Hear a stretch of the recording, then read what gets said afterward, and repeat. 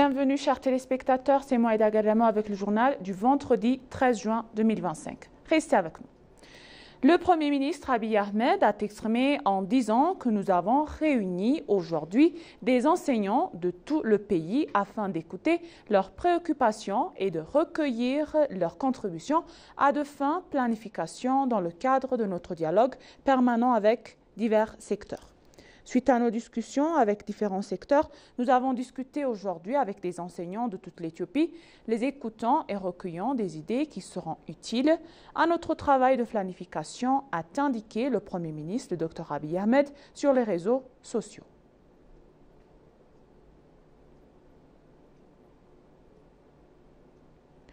Plus de 200 morts dans le crash d'avion de Air India après son décollage à Al-Hamdadat.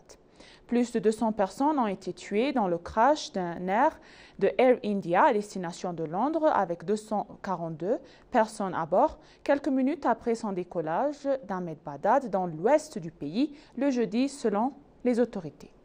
L'avion s'est écrasé dans un quartier résidentiel du s'écrasant dans une résidence universitaire de médecine à l'extérieur de l'aéroport pendant l'heure de déjeuner. Il se dirigeait vers l'aéroport de Gatwick, au sud de la capitale britannique. Le chef de la police municipale Malik a indiqué à Reuters que 204 corps ont été retrouvés sur le lieu du crash. Aucun survivant n'a été retrouvé et le journal India Press a indiqué que 242 personnes à bord avaient péri, citant la police. Malik a noté que les corps retrouvés pourraient inclure des passagers et des personnes tuées au sol. Les familles ont été invitées à soutenir et fournir des échantillons d'ADN afin d'identifier les victimes, a déclaré la secrétaire d'État à la santé, M. Dwivedi. La chaîne de télévision indienne CNN News 18 a rapporté que l'avion s'est écrasé sur la salle à manger de la résidence publique du BG Medical College, soutenant et tuant également de nombreux étudiants en médecine.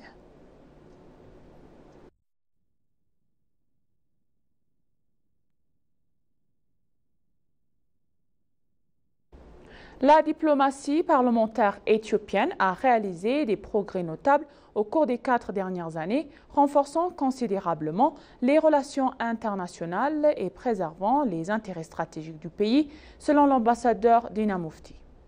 L'ambassadeur Dina, membre de la commission permanente des relations extérieures et des affaires de paix de la Chambre des représentants du peuple et présidente du groupe d'amitié parlementaire Éthiopie-Union européenne, Europe occidentale, a partagé à l'ENA ses réflexions sur les nouveaux engagements diplomatiques menés par les chambres de ces dernières années.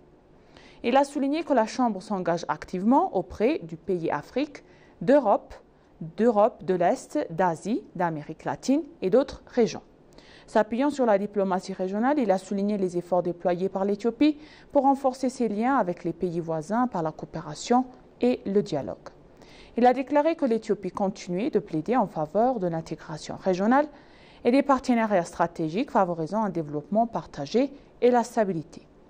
L'Éthiopie a également partagé ses expériences avec des pays pairs dans les domaines clés tels que le développement urbain, pairs dans les domaines clés par la création du corridor d'infrastructures et des stratégies agricoles visant à atteindre l'autosuffisance alimentaire, a-t-il été ajouté.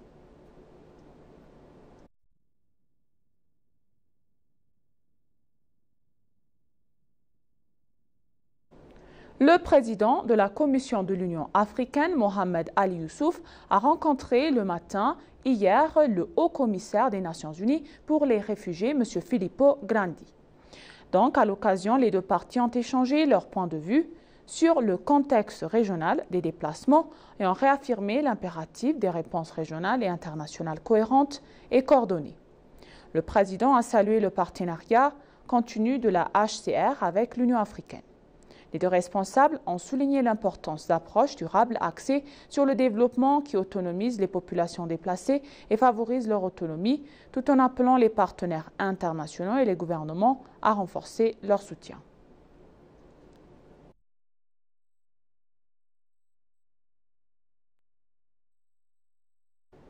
L'Éthiopie et l'Arménie renforcent leurs liens, autorités ancrées dans une amitié historique unique selon le vice-ministre arménien des Affaires étrangères.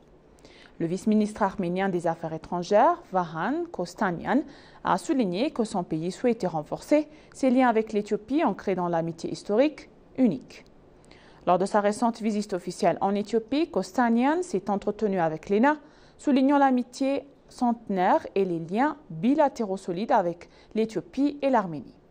Selon lui, les relations entre les peuples éthiopiens et arméniens remontent le 5e siècle et aujourd'hui, les deux pays entretiennent une amitié croissante et durable. Le vice-ministre a noté et souligné que l'héritage du peuple arménien demeure visiblement présent à Addis Abeba. La communauté arménienne s'est épanouie et est devenue un membre de confiance de la société éthiopienne à temps appris. En outre, Kostanyan a indiqué que l'héritage du peuple arménien est bien présenté à Addis Abeba a permis les Arméniens de différentes professions, notamment les bijoutiers, les musiciens et les autres. Le vice-ministre des Affaires étrangères a également précisé que l'Éthiopie et l'Arménie disposaient entre un potentiel considérable qu'elles pourraient partager mutuellement et qu'elles déploraient les liens et forts possibles pour y parvenir.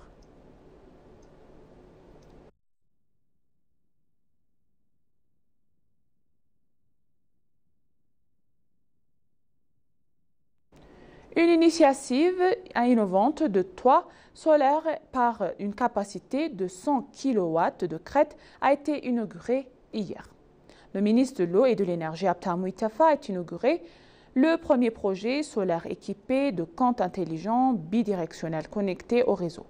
Ce projet servira de modèle aux familles souhaitées produire et utiliser leur propre énergie renouvelable. Il a souligné que les efforts déployés au cours des 9 derniers mois ont considérablement accru l'approvisionnement en électricité hors réseau du pays.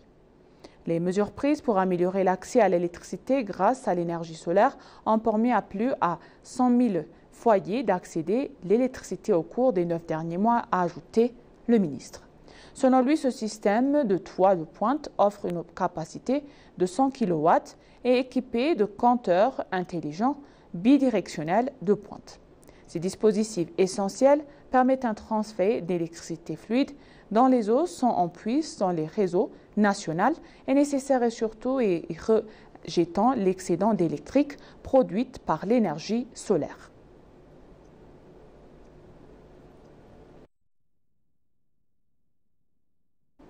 Et pour conclure le journal, donc, le 25e anniversaire de l'Association africaine d'évolution se tiendra du 16 au 18 juin 2025 à Addis Abeba, marquant une étape importante dans son parcours de renforcement des capacités et d'échange de connaissances.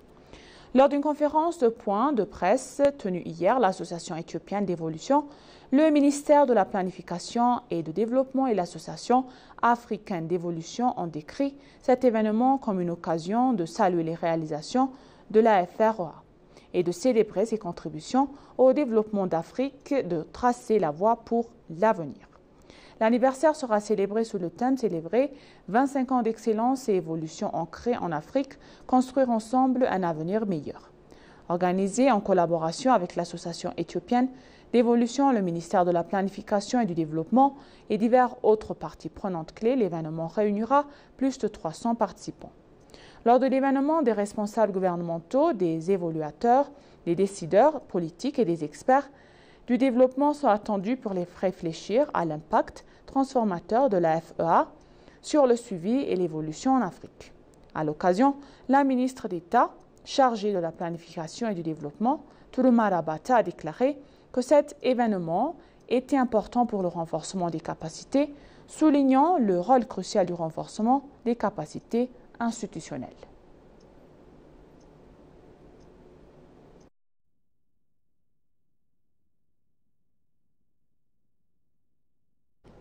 Et maintenant, chers téléspectateurs, je vous rappelle les titres principaux. Le Premier ministre Abiy s'est entretenu avec les enseignants provenant de toute l'Éthiopie.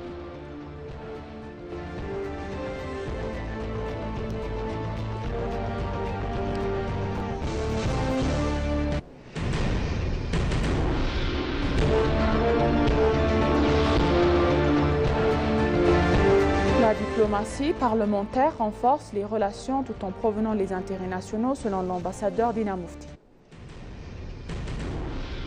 Merci, chers téléspectateurs. Ainsi s'achève le journal d'aujourd'hui. C'était moi, Aida Gadamo, et je vous souhaite une bonne journée.